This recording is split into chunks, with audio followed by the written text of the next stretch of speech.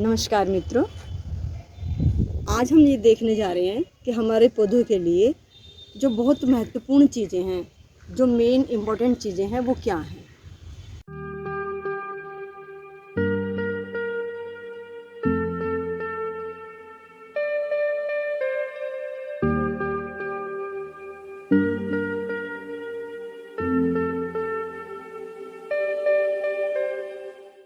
वो हमारे पौधे को 3 से 4 चीज़ें बहुत ज़रूरी होती हैं, जो चाहिए होती हैं। जैसे नंबर 1 धूप। सनलाइट पौधे को सबसे इम्पॉर्टेंट है, क्योंकि उससे उसको खाना बनाना होता है। नंबर 2 हवा, और नंबर 3 पानी।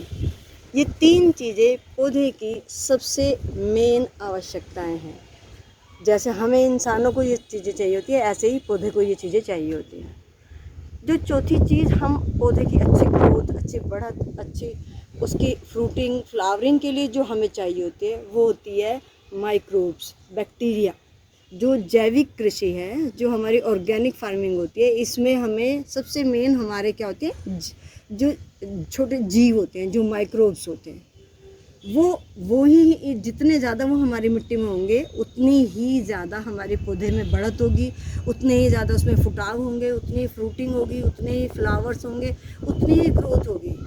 मतलब हम ये कह सकते हैं कि जो है मल्टी ग्रोथ होती है, वो उस तभी होती है। तो बाकी चीज़ें हम इतनी ये खाद डालते हैं, इतना ये सब चीज़ें इसीलिए डालते हैं, हम जो ऑर्गेनिक डालते हैं वो इसीलिए डालते हैं कि हमारे पौधे के अंदर उस मिट्टी में माइक्रोब्स ज़्यादा से ज़्यादा हों। तो आज हम यही सीखने जा रहे हैं कि हम बार बार बैक्टीरिया कल्चर की बात करते हैं। जिस बैक्टीरिया कल्चर की हम बात कर रहे हैं, उसको हम कैसे बनाएं। आज हम ये देखेंगे कि उसे बनाने के लिए हमें क्या क्या चीज़ें चाहिए और कैसे उसे बनाना है। तो दोस्तों, वीडियो में लास्ट तक बने रहना, क्योंकि हम लास्ट में ये भी देखने वाले हैं कि जो सीड्स हैं, आगे हम इस मौसम में कौन से सीड्स लगाएंगे और कौन से लगा सकते हैं। बिगनर्स के लिए हमें क्या ज़रूरी है, और जो ऑलरेडी गार्डनिंग कर रहे हैं, उन लोगों के लिए कौन कौन से सीड्स वो लगा सकते हैं। ये है हमारा बैक्टीरिया कल्चर। ये है, इसे हम WDC यानी वेस्ट डिकम्पोज़र भी कहते हैं। और ये हमारा एग्रीकल्चर डिपार्टमेंट के जो लोग हैं हमारे, उन लोगों ने इसको अपनी रिसर्च में तैयार किया है। किसानों के लिए ये एक बहुत ही इम्पॉर्टेंट चीज़ ऐसी है, जो किसानों की उनकी फार्मिंग में इसने एक गज़ब का काम किया है।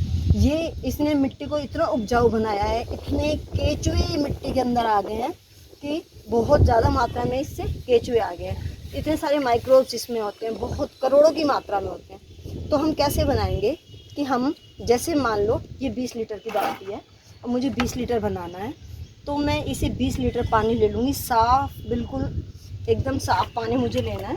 ये एकदम साफ़ पानी है, और ये अभी मैंने पहले थोड़ा सा लिया है, क्योंकि मुझे इसे बहुत अच्छे से हिलाना होगा।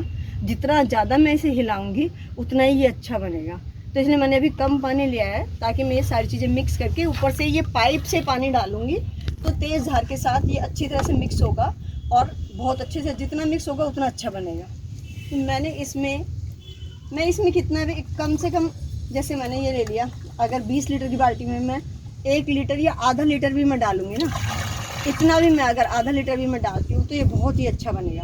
500 जो है ml भी मैं इसके अंदर डालती हूँ, उससे भी बनेगा ये, और बहुत अच्छा बनेगा।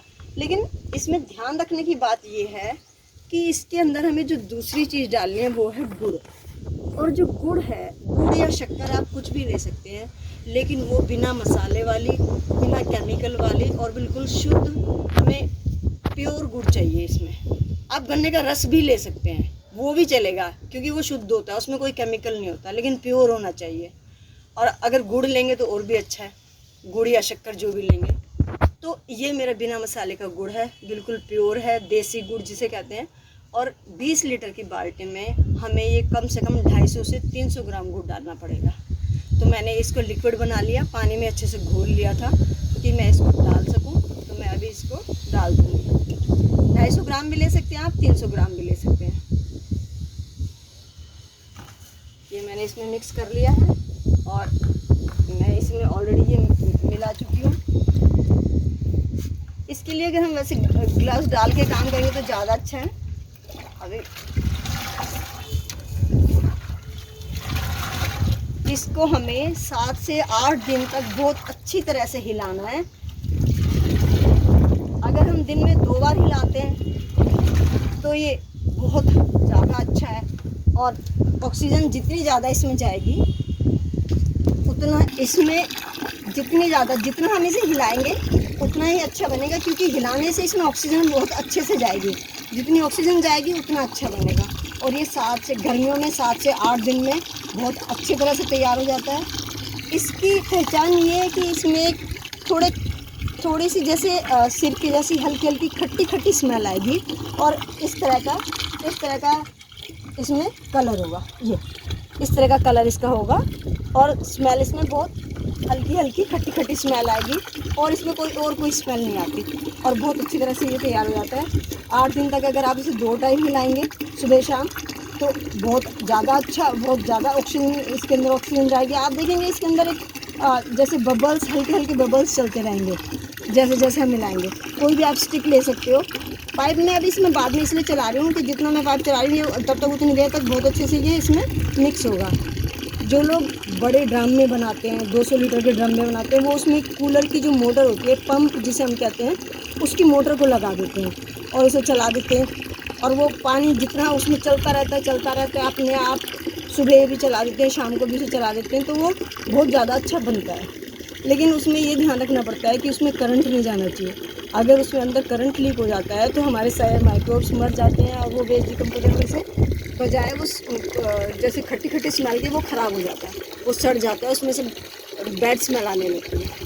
तो इसलिए ज़्यादा अच्छा ये है कि स्टिक से आप सुबह शाम इसको बहुत कम से कम 10-15 मिनट मतलब अच्छे से हिला दें।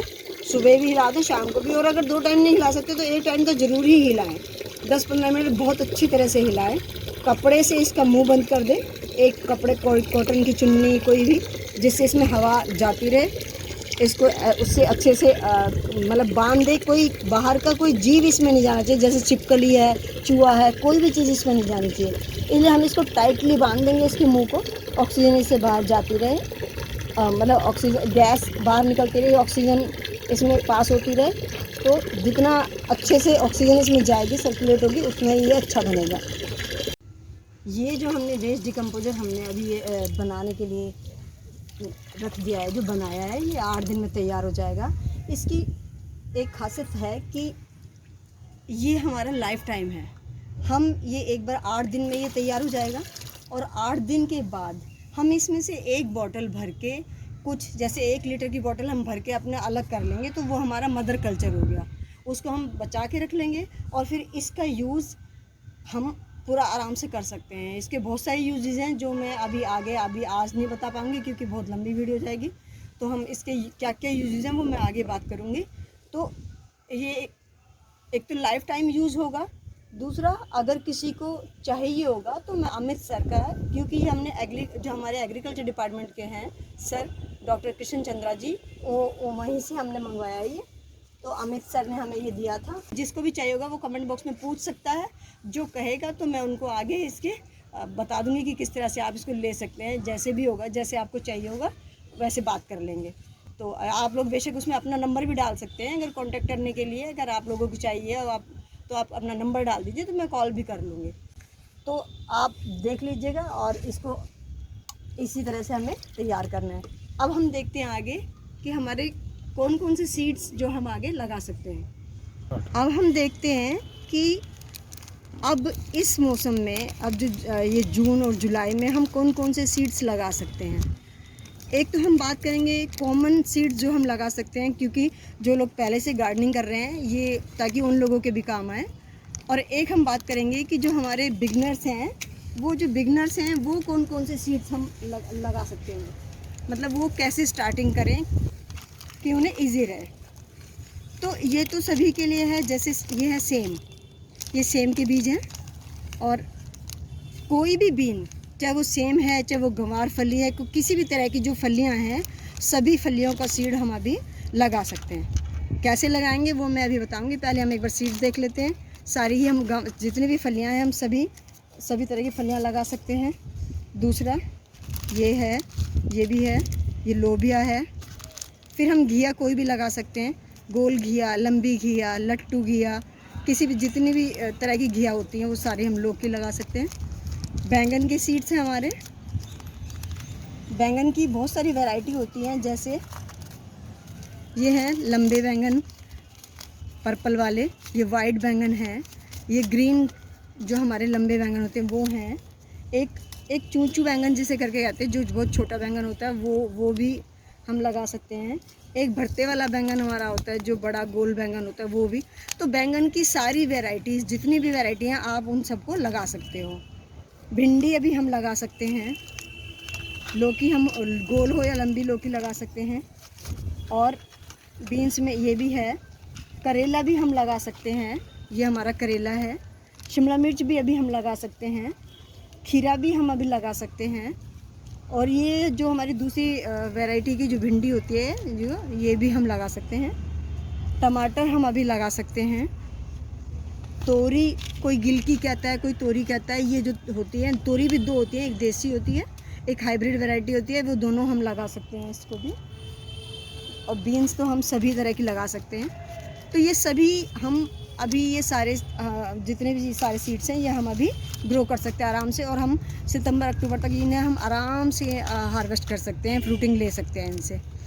अब हम बात करते हैं कि जो हमारे बिगनर्स हैं, वो बिल्कुल जो अभी स्टार्ट ही कर रहे हैं, जो स्टार्टिंग उन्हें कैसे करनी चाहिए, वो घर से टमाटर के सीड्स ले सकते हैं। जो टमाटर हम बाज़ार से ख़रीद के लेके आते हैं, उसमें से वो स्पून से वो सीड्स ले लें और उनको हम ग्रो कर सकते हैं। मिर्च, जो हमारे घर पे लाल मिर्च होती है, उससे जो साबुत लाल मिर्च होती है, उससे हम सीड्स निकाल सकते हैं। शिमला मिर्च जो बाज़ार से हम लेके आते हैं, उसमें कई बार क्या होता है, लाल सी पकी हुई सी शिमला मिर्च आ जाती है, तो उसके अगर सीड्स हम लेते हैं तो वो भी हम लगा सकते हैं। शिमला मिर्च के हम लगा सकते हैं, हरी मिर्च, टमाटर।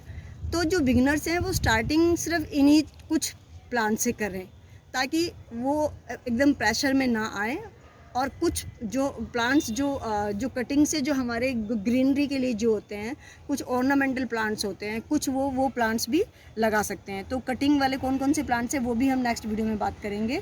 तो अभी हम आज के लिए हम यही बात करेंगे, सिर्फ हमें इन सीड्स को लगाना कैसे है कि हमें उसको पूरे 12 घंटे हम उनको भिगो के रखेंगे सीड्स को, और 12 घंटे भिगोने के बाद उसे किस तरीके से हम जर्मिनेशन के लिए उसका मीडिया पोटिंग मिक्स क्या होगा और कैसे होगा, वो भी हम आगे बात करेंगे। क्योंकि आगे जैसे जैसे 1-2 बरसात आ जाएगी तो हमारे जो सीड्स जर्मिनेट होने में भी मतलब थोड़ा ईजी रहेगा उन्हें, और आसानी से जर्मिनेट होंगे। तो आज के लिए अभी इतना ही। नेक्स्ट वीडियो में हम ये आगे की सारी बात करेंगे। तो कुछ भी चीज़ें अगर जो चीज़ें देखनी होगी तो डिस्क्रिप्शन बॉक्स में हम पीछे के लिंक भी उसमें डाल देते हैं, और जो आप लोगों को कोई भी क्वेरी होगी तो आप कमेंट बॉक्स में पूछ सकते हैं। अभी के लिए इतना ही, धन्यवाद।